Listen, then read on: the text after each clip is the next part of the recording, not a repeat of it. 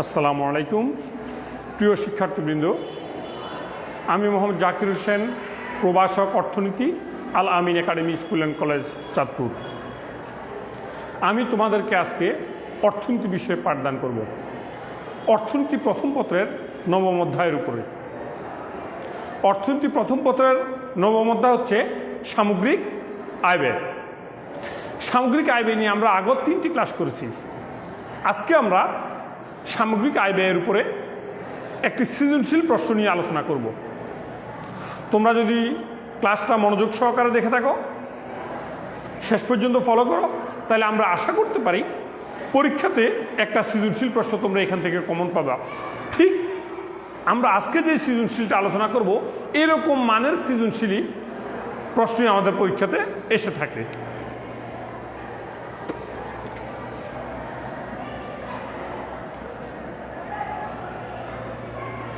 একটি স্বল্পকালীন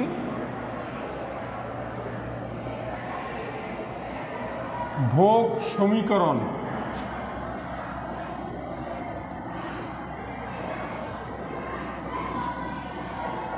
C = 100 + 0.6y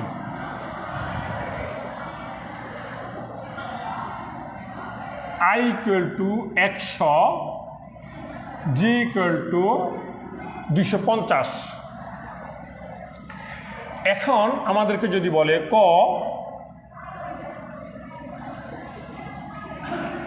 সামগ্রিক আয় কি,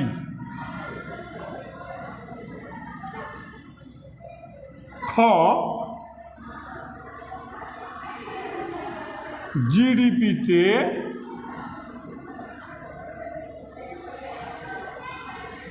প্রবাসীদের আয়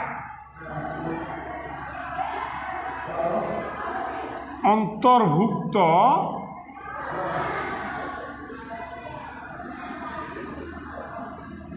হয় না কেন? গ উদ্দীপক হতে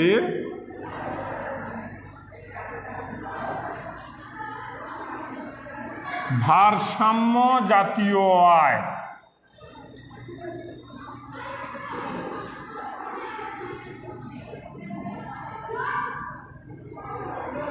উদ্দীপক হতে ভারসাম্য জাতীয় আয় নির্ণয় করো। ঘ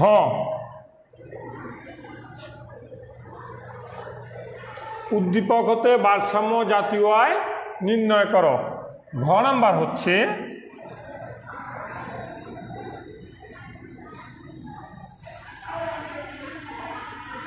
উদ্দীপক অনুযায়ী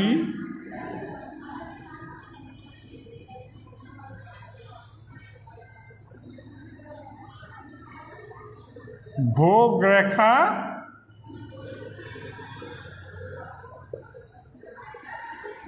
অঙ্কন করো।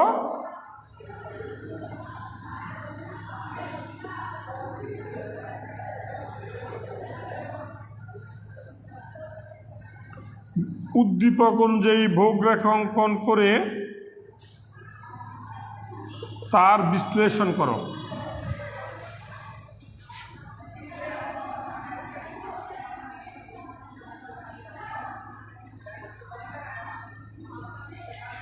এই হচ্ছে আমাদের একটা উদ্দীপক।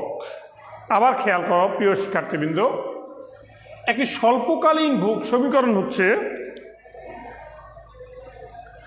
C = 100 + 0.6y, I = 100, G = 250। এখন বলা হচ্ছে সামগ্রিক আয় কি, জিডিপিতে প্রবাসীদের আয় অন্তর্ভুক্ত হয় না কেন, আর গ নাম্বার হচ্ছে উদ্দীপক হতে ভারসাম্য জাতীয় আয় নির্ণয় করো। ঘ নাম্বার হচ্ছে উদ্দীপক অনুযায়ী ভোগ রেখা অঙ্কন করে তার বিশ্লেষণ করো। আমরা যদি প্রথমে এখান দেখি ভোগ সমীকরণ C = 100 + 0.6y, I = 100, I মানে ইনভেস্টমেন্ট মানে বিনিয়োগের পরিমাণ 100, G মানে গভর্নমেন্ট এক্সপেন্ডিচার সরকারি ব্যয়। সরকারি ব্যয় হচ্ছে এখানে 250। আমরা যদি ক নিয়ে আলোচনা করি তাহলে আমরা দেখব সামগ্রিক আয়টা কি, যেটাকে আগে বলা হতো জাতীয় আয়। এখন বইতে এটাকে সামগ্রিক আয় হিসেবে চিহ্নিত করা হয়েছে। সামগ্রিক আয় কি? আমরা বলবো কোনো নির্দিষ্ট সময়ে সাধারণত এক বছরে একটি দেশে যে পরিমাণ চূড়ান্ত দ্রব্য সামগ্রী ও সেবাকর্ম উৎপাদন করা হয় তার আর্থিক মূল্যের সমষ্টিকে বলা হয় সামগ্রিক আয়। অর্থাৎ এক বছরের মধ্যে একটা দেশে যে পরিমাণ চূড়ান্ত দ্রব্য সামগ্রী ও সেবাকর্ম উৎপাদন হয় তার আর্থিক মূল্যের সমষ্টি, তাকে বলা হবে সামগ্রিক আয়। খ নম্বরে আমাদের যে কথাটা বলেছে, জিডিপিতে প্রবাসীদের আয় অন্তর্ভুক্ত হয় না কেন? প্রিয় শিক্ষার্থীবৃন্দ, আমরা প্রথম ক্লাসে আলোচনা করেছি জিডিপিটা কি, গ্রোস ডোমেস্টিক প্রোডাক্ট, মোট দেশজ উৎপাদন। তাহলে মোট দেশজ উৎপাদনটা কি আগে আমরা সেটা জানি। মোট দেশজ উৎপাদন হচ্ছে কোনো নির্দিষ্ট সময়ে সাধারণত এক বছরে একটি দেশের অভ্যন্তরে দেশি বিদেশি নাগরিক কর্তৃক যে পরিমাণ চূড়ান্ত দ্রব্য সামগ্রী ও সেবাকর্ম উৎপাদন হয় তার সমষ্টিকে বলা হয় জিডিপি বা মোট দেশজ উৎপাদন। দেখো, দেশের অভ্যন্তরে দেশি বিদেশি নাগরিকদের আয় অন্তর্ভুক্ত হবে। একটা দেশের ভিতরে আমার দেশীয় লোক যেমন আছে, বিদেশি লোকও আছে যারা আমাদের দেশে চাকরি বাকরি করে। আমার দেশের লোক এবং বিদেশি যে সমস্ত লোক আমার দেশে কাজ করে, এই দুই শ্রেণীর লোক মিলে যে পরিমাণ দ্রব্য সামগ্রী ও সেবাকর্ম উৎপাদন করে তার সমষ্টিকে বলা হবে জিডিপি। সুতরাং জিডিপির সংজ্ঞা থেকে আমরা দেখতে পাই যে আমাদের দেশে যেই সমস্ত লোক বিদেশে কাজ করে তাদের কথা এখানে নাই। যেহেতু আমাদের দেশের যেই সমস্ত লোক বিদেশে কাজ করতে গেছে বা বিদেশে চলে গেছে, ওই সমস্ত লোকদের আয় বা উৎপাদন অন্তর্ভুক্ত নয়। সেই হিসাবে আমরা জিডিপিতে প্রবাসীদের আয়, আমার দেশের যারা বিদেশে থাকে তাদের আয়টা অন্তর্ভুক্ত করতে পারি না। আমরা শুধু জিডিপিতে অন্তর্ভুক্ত করব আমার দেশের যেই সমস্ত লোক আমার দেশে আছে তারা, প্লাস বিদেশি যেই সমস্ত লোক আমার দেশে চাকরি বাকরি করে তারা। এই দুই শ্রেণীর আয়টা মিলে যেটা হবে সেটাকে আমরা বলবো জিডিপি। এই কারণেই জিডিপিতে প্রবাসীদের আয়টা অন্তর্ভুক্ত হয় না। প্রিয় শিক্ষার্থীবৃন্দ, এবার আমরা ঘতে যাব।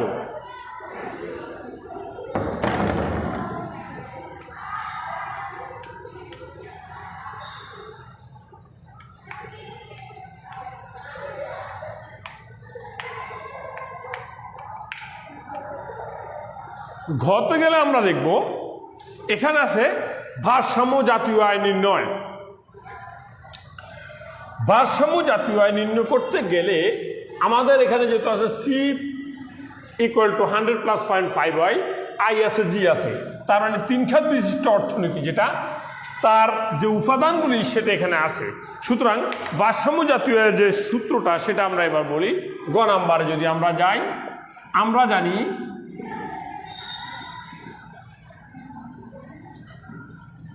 y equal to c plus i plus g, অর্থাৎ y equal to c plus i plus g, ভোগ বিনিয়োগ সরকারি ব্যয়, বা y equal to c হচ্ছে 100 + 0.6y প্লাস i হচ্ছে 100 প্লাস g হচ্ছে 250, বা y equal to -0.6y equal to 100, 200, 250, 450। তো বা y থেকে যদি 0.6y বাদ যায়, মানে 1 থেকে -0.6, 1 মানে যেহেতু এখানে 0.6, তার মানে আমরা একটা দশমিক দিলাম, 10 থেকে 6 গেলে আর থাকবে 4, দশমিকের দশমিক, তার মানে y থেকে 0.6y গেলে 0.4y। আবার খেয়াল করো, y থেকে 0.6y, আমরা যদি এটাকে আরো সুন্দর করে দেই, y - 0.6y, আমরা y কমন নিলাম, y থেকে y গেল 1, মাইনাস y চলে গেছে 0.6 থাকে, y এ 1 মানে হচ্ছে 1.0, যেহেতু এখানে 0.6 আছে এই জন্য 1.0 দিলাম, পয়েন্টের পরে 0 কোনো মূল্য নাই, ফলে 0.6 ইকুয়াল টু y। আমরা যদি পয়েন্ট বাদ দিই দুই পাশ থেকে, তাহলে এখানে 10 এখানে 6, 10 থেকে 6 গেলে 4 ইন্টু এই দশমিক এক ঘর আগে দশমিক দিলাম সমান 0.4y এভাবে আসে। তোমরা এটা দেখে নিবে ভালোভাবে।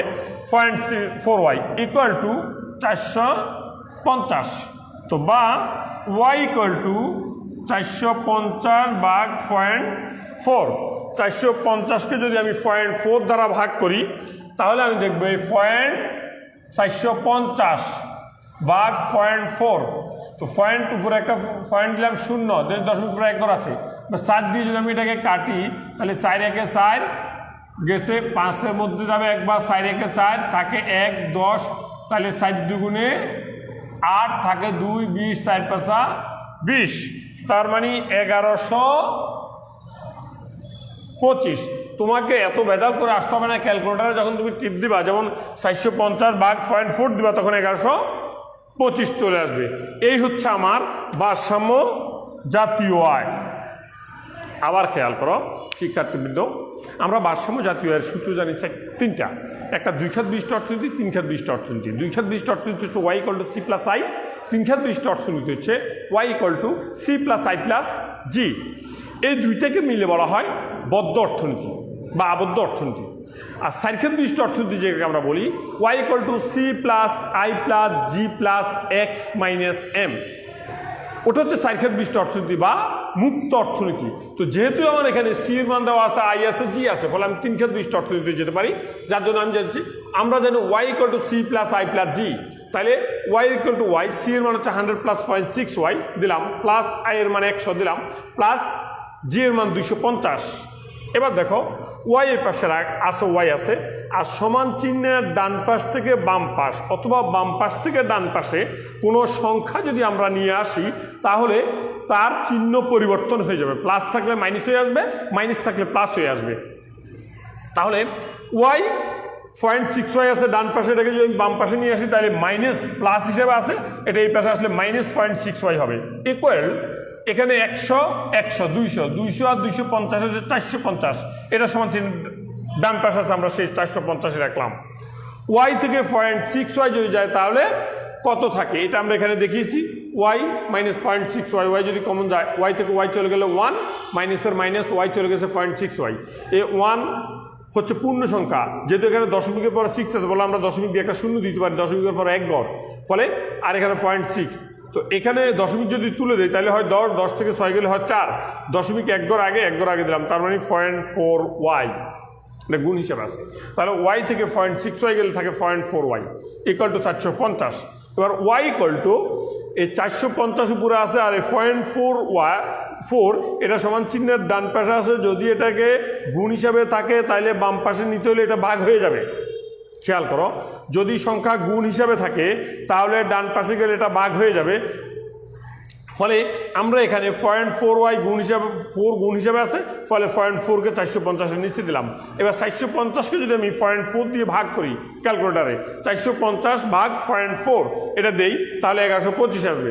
এই জিনিসটা আমরা এখানে তোমাদেরকে দেখিয়েছি যে 450 ভাগ 0.4, যেহেতু দশমিকের পরে একটা ঘর, আমরা এখানে দশমিক দিয়ে একটা শূন্য দিলাম, একটা ঘর দিলাম, মনে করি আমি দশমিক বাদ, এবার সাইড দিয়ে যদি কাটি 4 একে 4, 5-এর ভিতরে একবার যা 4 একে 4 থাকে, আর 1 সাথে 0 আসলে 10, 4 দুগুণে 8 থাকে 2, 20, 4 5 20, সুতরাং 1125।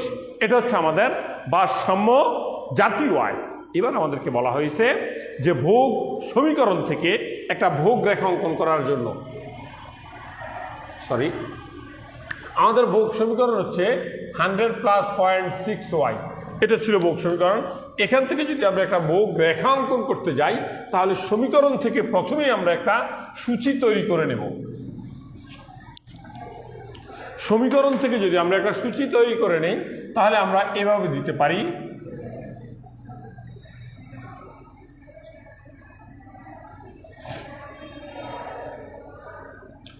y c = 100 + 0.6y। তাহলে আমি যদি এই ভোগ সমীকরণ হচ্ছে এটা, এখানে যদি আমি y এর মান 0 ধরি তাহলে c = হবে 100, খেয়াল করো ওয়াইয়ের মান ধরলাম 0, সি কীভাবে 100 হয়? সি আছে C equal to 100 plus 0.6 Y equal to 100 আর 100 প্লাস 0.6 ইন্টু ওয়াইয়ের মান ধরেছি আমি 0 into 0 equal to 100 plus 0.6 into 0 সমান 0 ইকুয়াল টু 100, কারণ 100 সাথে 0 যোগ করলে 100 হয়। ফলে ওয়াইয়ের মান যদি আমি 0 ধরি তাহলে সি এর মান হবে অর্থাৎ যোগ হবে 100। এবার যদি ওয়াইয়ের মান আমি 100 ধরি,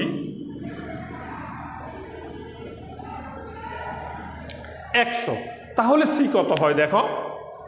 ওয়াইয়ের মান ধরলাম 100, আমার ভোগ সমীকরণ হচ্ছে C equal to 100 plus 0.6 Y, তাহলে 100 আর 100 প্লাস 0.6 ইন্টু 100, তাহলে 100 আর 0.6 দিয়ে 100 গুণ করলে হবে 60, তাহলে 100 আর 60 160, 160 হবে এখানে। এবার যদি আমি ওয়াইয়ের মান 200 ধরি, 200 ধরি, তাহলে কি হয়? ওয়াইয়ের মান আমি 200 ধরলে 100 প্লাস 0.6 ইন্টু 200, 6 দিয়ে 0.6 দিয়ে যদি 200কে গুণ করি তাহলে হবে 120, 120 আর 100 হচ্ছে 220। তোমরা যারা এভাবে সরাসরি বুঝো না তারা খেয়াল করো যে কীভাবে হয়। দেখো 100 plus 0.6 into 200 equal to 100 plus 6 দুগুণে 12, 120, 100 আর 120-এ 220। খেয়াল করো প্রিয় শিক্ষার্থী, আবার দেখেছি 100 প্লাস 0.6 ইন্টু ওয়াই মান 200, তাহলে 100 প্লাস 6 দুগুণে 12, 120, 120 আর 100 হচ্ছে 220। এই হচ্ছে ওয়াইয়ের মান। তার মানে ওয়াইয়ের মান 200 হলে সি হবে 220। যদি আমরা আরেকটা সংখ্যা ধরে নেই, ওয়াইয়ের মান ধরলাম 300, তাহলে সি কত হবে? সি হবে তখন 280। কীভাবে হবে? ওয়াইয়ের মান আমি ধরলাম 300, তাহলে 100 যোগ 0.6 ইন্টু 300 ওয়াইয়ের মান হচ্ছে 300, তো 0.6 ইন্টু 300, তো 300 18, 180, 180 আর 100 280। এই হচ্ছে সি। এবার আমরা এখানে দেখাই, তোমরা যারা সরাসরি বুঝো না তাদের জন্য প্রিয় শিক্ষার্থীবৃন্দ জিনিসটা অত্যন্ত সহজ। তোমরা যদি একটু মনোযোগ সহকারে খেয়াল করো তাহলে দেখবে এটা কোনো কঠিন ব্যাপারই না, সহজেই তুমি পারবা। আর তুমি যদি একটু মনোযোগের ঘাটতি থাকে, আমার কথা বুঝতে সমস্যা হয়, অথবা তুমি মনোযোগ এই ক্লাসের প্রতি না থাকে, তাহলে দেখবে তুমি বিষয়টা তোমার জন্য অনেক জটিল হয়ে গেছে। এবার দেখো 100 প্লাস 0.6 ইন্টু 300 ইকুয়াল টু 100, আর 0.6 দিয়ে যদি 300কে আমরা গুণ করি ক্যালকুলেটার দিয়ে করবা, 318, 180, তো তার মানে 180 আর 100 280। এই হচ্ছে আমাদের ওয়াই। 300 হলে সি হবে 280। এই বিষয়গুলি এবার আমরা একটা চিত্রের মাধ্যমে উপস্থাপন করব।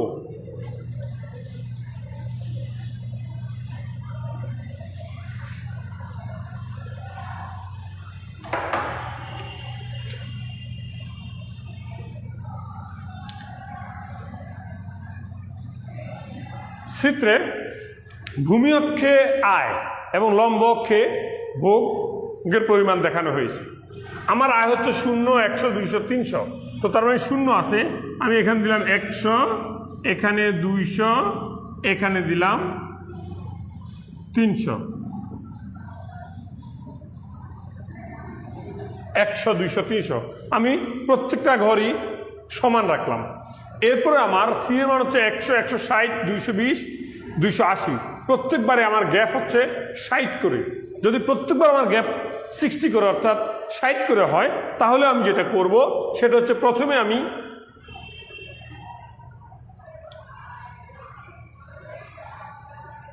কত করে নেওয়া যায় দেখি।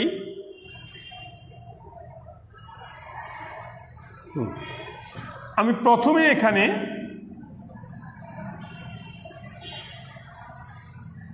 50 করে নেই, তাহলে 50, 100, 150, 200, 250, 300, 300, 250, 200, 150, 150। এই হচ্ছে মোটামুটিভাবে হিসাব। তাহলে ওয়াই যদি শূন্য হয়, ওয়াই যদি শূন্য, আই শূন্য হলে সি হবে 100।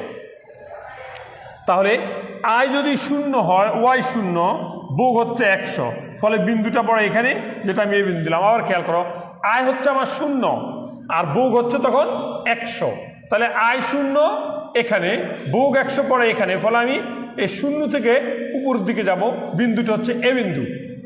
এবার আমি আয় বেড়ে যখন 100 হয়, আয় বেড়ে 100, ভোগের পরিমাণ বেড়ে তখন 160 হয়, তাহলে আয় 100, এই আয় থেকে আমি উপরের দিকে যাব, ভোগ 160, আমার এখানে হচ্ছে 150, 160 একটু উপরে, তাহলে এখানে পড়ে বিন্দুটা, এটা হচ্ছে বি বিন্দু।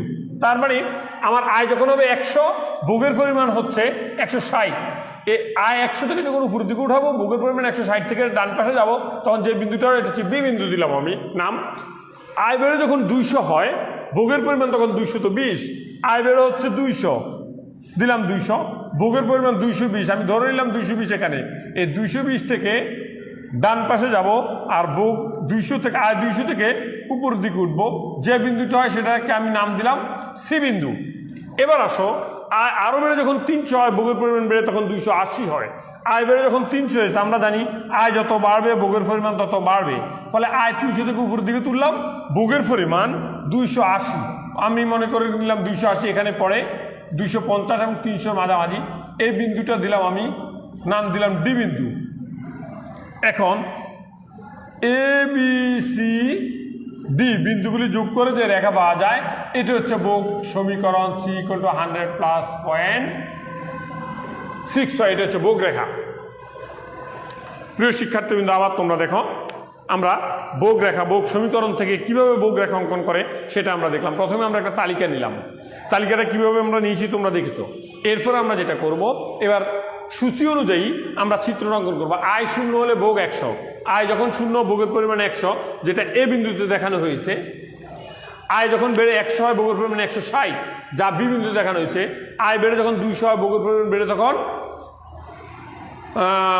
220 হয়, যা সি বিন্দু দেখানো হয়েছে। আয় বেড়ে যখন আরও 300 হয়, ভোগের পরিমাণ আরও বৃদ্ধি পেয়ে 280 হয়, যা ডি বিন্দু দেখানো হয়েছে। এখন এ বি সি ডি বিন্দুগুলি যোগ করে যে রেখা পাওয়া যায় সেটাকেই বলা হবে ভোগ রেখা। এভাবেই একটি ভোগ সমীকরণ থেকে ভোগ রেখা অঙ্কন করা হয়। তোমরা ক্লাসটা মনোযোগ সহকারে আবার খেয়াল করবে, বারবার যখন ক্লাসটা দেখবে তখন খুঁটিনাটি কোথাও কোনো দিক দিয়ে যদি তোমরা ভুলে যাও বা বুঝতে না পারো, সেটা বারবার দেখলে তোমরা ক্লিয়ার হতে পারবে। প্রিয় শিক্ষার্থীবৃন্দ, এতক্ষণ আমরা যে ক্লাসটা পড়লাম, এই ক্লাসটা আশা করি তোমাদের অনেক উপকার হবে। এবার আমি এর সাথে সংশ্লিষ্ট কিছু কথা বলতে চাই। প্রতিনিয়ত আমরা যে কথাগুলি বলি, নীতি নৈতিকতা সম্পূর্ণ স্টুডেন্ট তৈরি হওয়া, একজন ছাত্র শুধু লেখাপড়া ভালো হলে হবে না, তাকে একজন উপযুক্ত মানুষ হিসেবে পরিণত হতে হবে। সে হচ্ছে প্রকৃত মানুষ যার লেখাপড়াটা সমাজ তথা রাষ্ট্রের কাজে লাগে। যদি সমাজ বা রাষ্ট্রের কাজে লাগে তাহলে অবশ্যই ব্যক্তিও উপকৃত হবে, ব্যক্তি সমাজ রাষ্ট্র দ্বারা উপকৃত হবে। এই জন্য তোমার দ্বারা কিছু কাজ যেহেতু না হয়, তুমি নিজে করবে না, অন্যকে করার জন্য উৎসাহিত করবে না। কেউ করলে তুমি তোমার সাধ্য অনুযায়ী বাধা দেওয়ার চেষ্টা করবে। যেমন তুমি মাদক থেকে দূরে থাকবে, মাদক সন্ত্রাসের কাছাকাছি যাবে না। যারা মাদক গ্রহণ করে তাদের শরণাপন্ন হবে না। তার এরকম কেউ যদি তোমার বন্ধু থাকে, তার সংস্পর্শ তুমি ত্যাগ করবে। ইফতিজির সাথে জড়িত হবে না, অযথা বাইরে ঘুরেফেরা করবে না। কোভিড-19 দ্বিতীয় ঢেউ মোকাবেলার জন্য স্বাস্থ্য সচেতনতার বিকল্প নেই। নিয়মিত মাস্ক পরবে, বাইরে যখন বের হবে তখন হ্যান্ড স্যানিটাইজার রাখবে এবং হ্যান্ড স্যানিটাইজার ব্যবহার করে তুমি সবসময় নিজেকে সুরক্ষা রাখার চেষ্টা করবে।